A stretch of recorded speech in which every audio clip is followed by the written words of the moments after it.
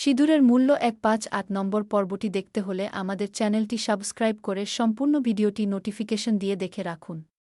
মিস্রি অতিথিদের জন্য স্যুপ বানালেও ভুল করে তাতে মাছ পড়ে যায়। এই ঘটনাকে কেন্দ্র করে প্রিয়া সুযোগ নেয় এবং ইচ্ছাকৃতভাবে মিস্রিকে দোষারোপ করে পরিস্থিতি আরও খারাপ করতে চায়। সে হুমকিও দেয়া, যতদিন পর্যন্ত পরিবারের সম্পত্তি তার নামে হস্তান্তর না করা হয় ততদিন কেউ যেন মিস্রিকে সমর্থন না করে। এজন্য প্রিয়া আগে থেকেই সিসিটিভির ফুটেজ মুছে ফেলার পরিকল্পনা করে।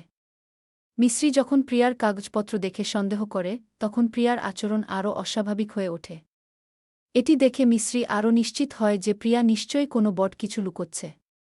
মিশিম বিভ্রান্ত হয়ে যায়, প্রিয়ার কথাগুলো সত্য নাকি মিথ্যা বুঝতে পারে না। পরে পরীক্ষায় প্রিয়ার সম্পর্কে জানা যায়, অনাথাশ্রম, তার পরিচয়, অতীত, সব প্রশ্নের উত্তরে তাকে সত্যবাদী হিসেবেই ধরা পড়ে। এতে দিদা এবং পরিবারের অনেকে তাকে বিশ্বাস করতে শুরু করে। এরপর অর্জুন গুরুতর প্রশ্ন তোলে, প্রিয়া কি হাসপাতালে গিয়েছিল, সে কি ভুল ইনজেকশন দিয়েছিল, আগুন লাগানোর ঘটনায় তার হাত ছিল কি না। প্রিয়া সবকিছু অস্বীকার করে এবং আবারও দোষ ঘুরিয়ে মিস্রির দিকে দেয়া। এতে পরিবারের সদস্যরা মিস্রির দিক থেকে দূরে যেতে থাকে। প্রিয়ার পরিকল্পনা এতটাই শক্তিশালী ছিল যে সবাই বিভ্রান্ত হয়ে পড়ে এবং পরিস্থিতি পুরোপুরি প্রিয়ার পক্ষেই চলে যায়। মিস্রি সত্য বললেও তার কথা কেউ গুরুত্ব দেয় না।